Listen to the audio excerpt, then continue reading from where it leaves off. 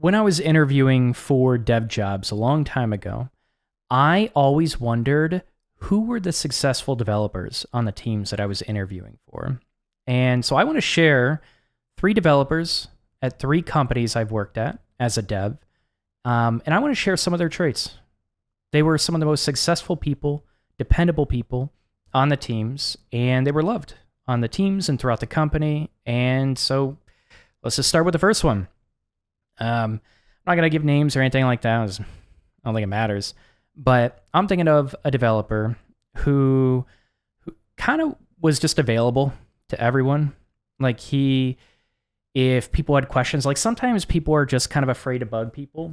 And this developer was just available. He made himself available a lot of the times. And, you can stretch yourself too thin and sacrifice your focus. But if someone needed him, he was there. If someone needed to touch base with him, he was there. He made himself available. Always. And you're going to notice, well, I noticed a lot of these traits cause some of these people to kind of hit burnout at different times, and you got to find your balance. But, this developer was just always available and helped out anyone that needed help. He was just very likable in that sense. And the way that he talked to people in an empathetic way. He, especially sometimes things can get heated and sometimes blame can be placed. And he was always that person that tried to analyze. I think he did it too often, but he analyzed what he did wrong and tried to blame himself. He was better than me for that. I still remember the day that I blamed the product manager and it just wasn't good. I still think it was his fault, but I still could have owned what I could have done better and started with that. And that's something that he did well. Not the project manager, the developer. It's just something he was very liked for, and he was just approachable, and he disarmed people. They didn't get aggressive with them. They didn't argue with them a lot.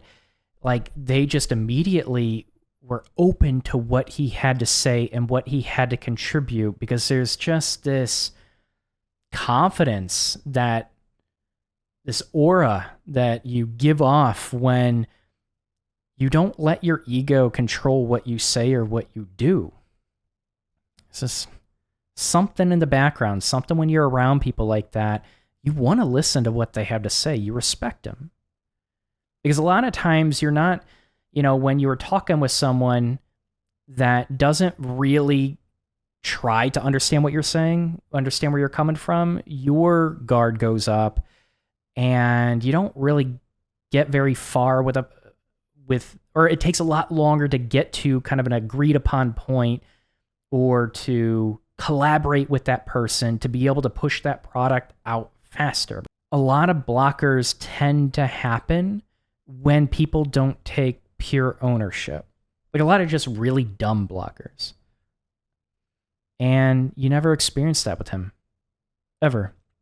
He was just a developer that was just awesome to work with all the time. And I think that's one of the most admirable traits that I've seen in people like him. And people like that just move up, right? They can work with people. They get leadership positions. Sometimes you get people in leadership positions that don't belong there, but he belonged there. And he's been doing very well for himself. Every company he goes to, he does very well for himself. I want to jump to a developer at my second company who was just so curious that he would sometimes burn himself out with how deep he would dive into coding after work. But it was always rewarding at the end, right? He'd get kind of frustrated sometimes. He'd get a little bit agitated because there was so much to do, but he was just someone that chased that challenge all the time, and he dived deep. He dove really deep. And a lot of the hard problems that I faced, very easy to identify for him. Even if he didn't really understand the library just yet, he cared about being a really good software engineer. Anything that he might have to encounter with his job, any hard problems that we had to face. Like, he just dove in and did not stop. He was relentless with becoming a good software engineer. He just liked software engineering so much. And he just liked the challenge.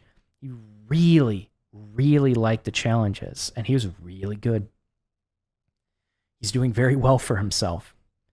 But a lot of successful software engineers, they're just really fucking good. By the way, if you are diving deep into Node and you've already built a few things with Express, it might be time to challenge yourself with a more scalable framework, Nest.js. It's one of the most popular frameworks for Node, and I personally use it to build my projects. It's one of the reasons why I decided to build a course for it, to get people up to speed with the basics. You can find that course at scrimba.com. Oh, it's also free. If you use my link in the description to sign up for Scrimba and you decide to upgrade to the Pro plan, which unlocks a ton of different courses, you actually get a discount. Again, I partner with them because they are actually really good at building up junior developers. Check it out. What do you have to lose? Now let's get back to the video.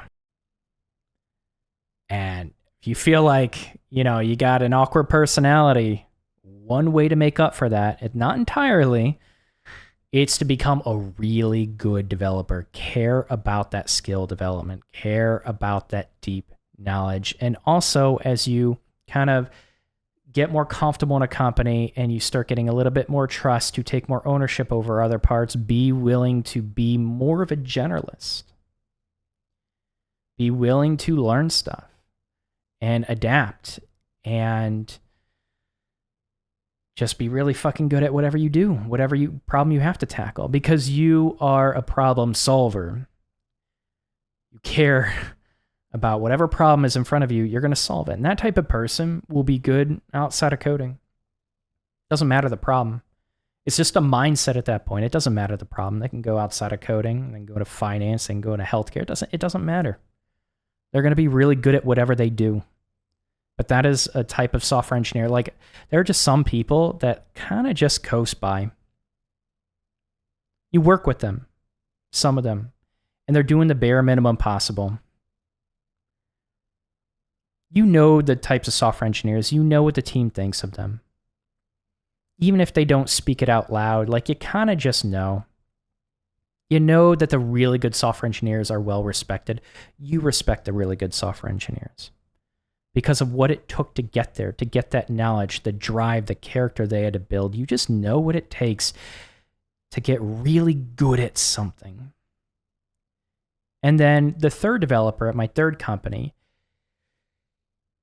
he was just dependable. He worked way too often, but he just delivered everything. It might not have been the best code, right? I don't think he was as good of a developer as the one I was talking about, my second company, but he got it done. And he did care. He was always trying to improve. He's a bit newer than the second developer that I mentioned.